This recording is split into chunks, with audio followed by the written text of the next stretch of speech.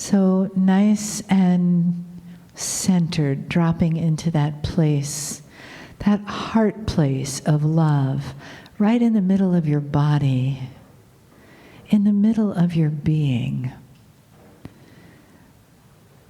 Take a breath into your heart and let it feel soft and expanded. Just let the edges of it feel open and awake and aware, and feeling that place of yes in your heart, that you say yes to the potential of healing, yes to the unlimited potential of love that's possible in all of our lives.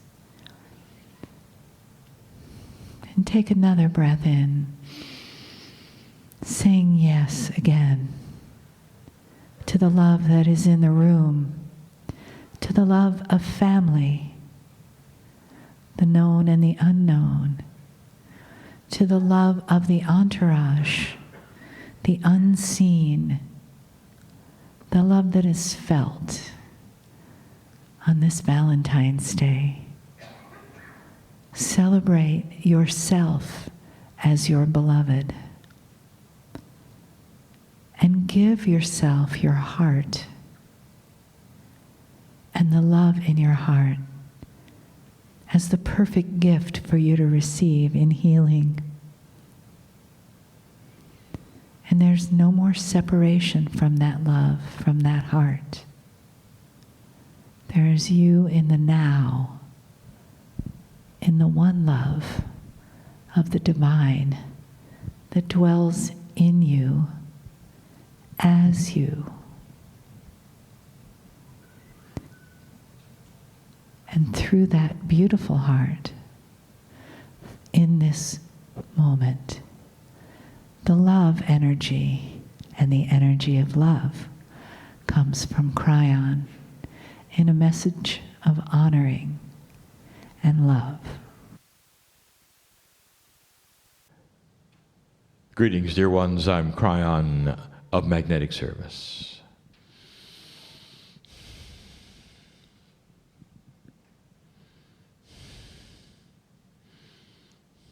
We pause for a moment.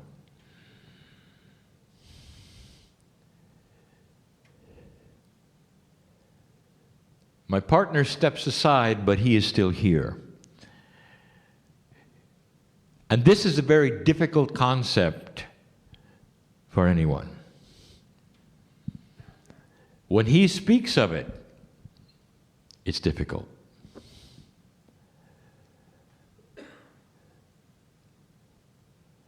Channeling creates an interesting energy.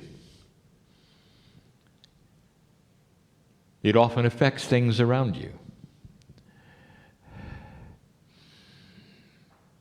He has a hard time explaining that.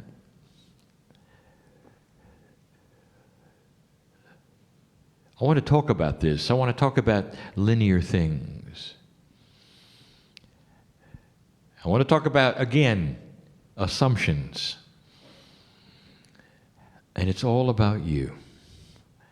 Now, this is the end of a workshop, and I know that. I know who is in here, in the building. I know the energies that we are creating together right now. Some of them are strong enough to make batteries fail and alarms to go off.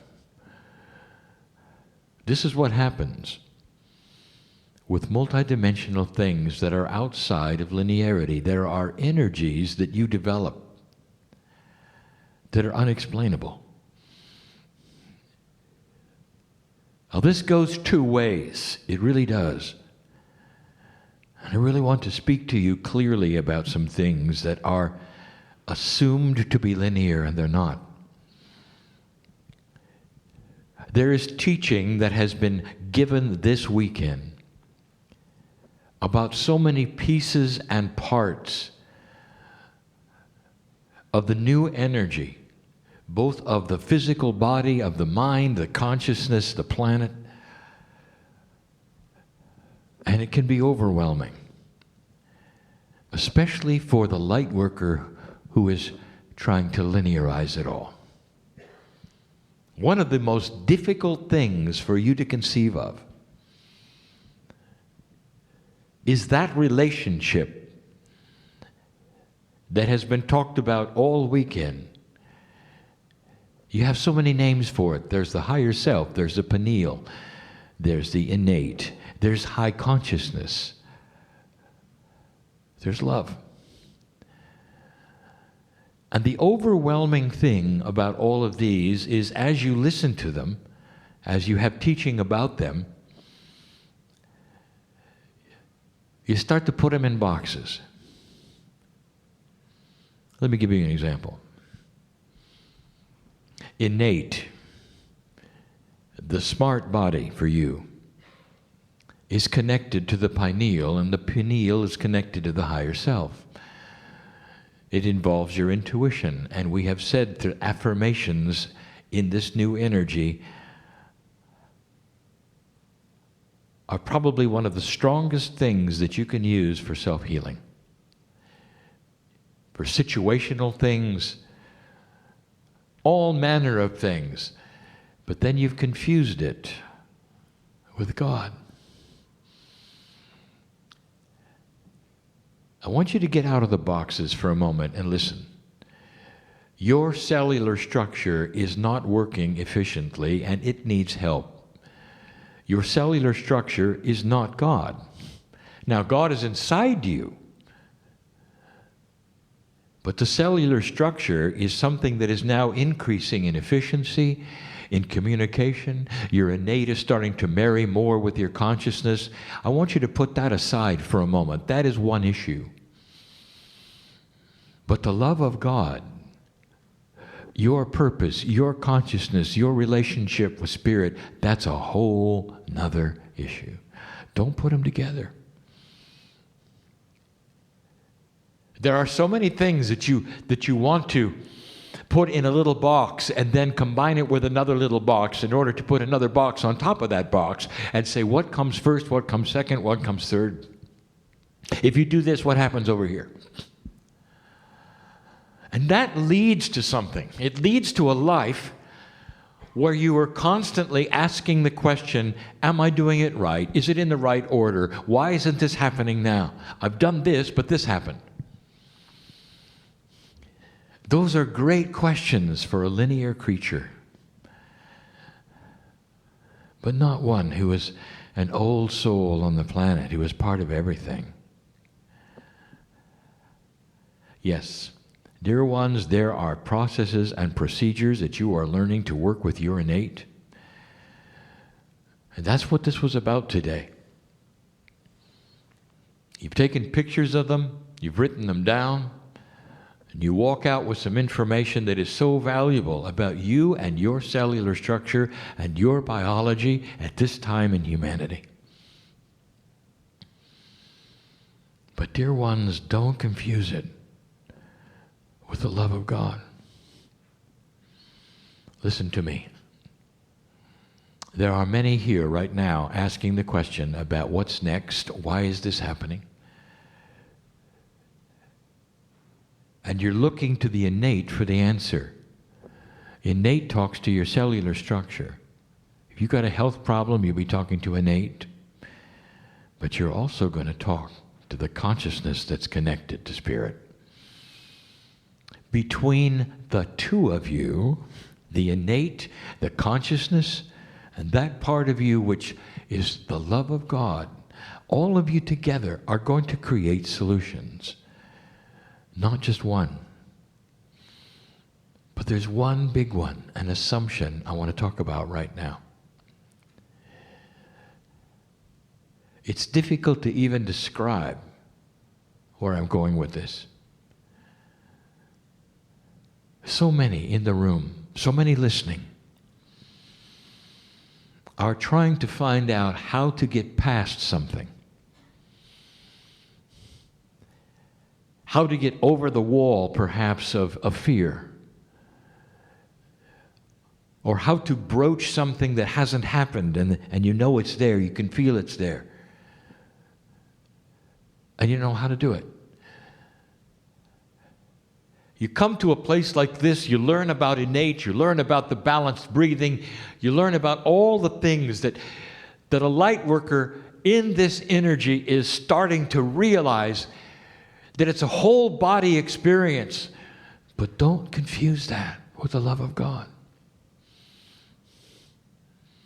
There are certain hurdles that you're trying to get through. And dear ones, innate cannot help you with that. Innate wants to heal your body.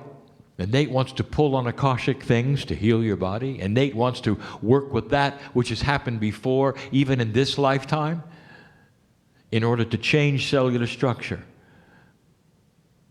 You need it. You need to live longer. But don't confuse that with the hurdle of fear, especially the hurdle of enlightenment.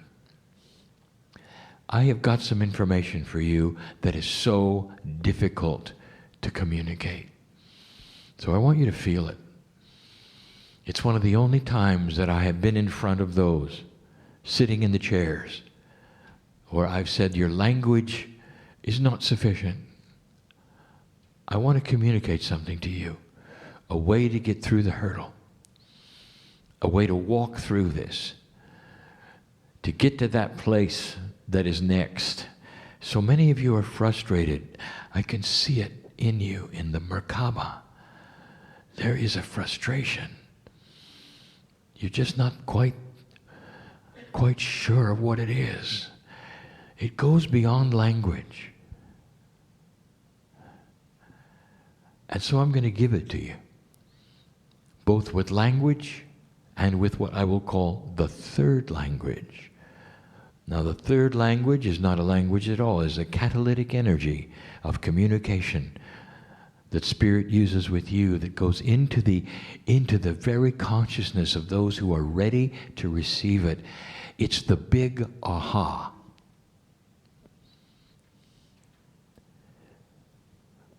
A scientist sits with a puzzle. He knows that it's doable. He's got something to figure out. He's looking for something that's impossible. He's looking for a discovery. He knows it's coming. And he looks at it and he works the puzzle. He tries this and that and this and that. He calls in his colleagues. They work on it together. This and that and this and that. Nowhere is there a solution. Every single time he tries something, it fails. It's interesting, and if you talk to scientists, they will tell you that this is the way of it. They can feel it, that a solution in physics or science or biology is right there in front of them, and no matter what they do, it doesn't show itself. And they look at the logic of it, and they build the little boxes, and they work all of the puzzles.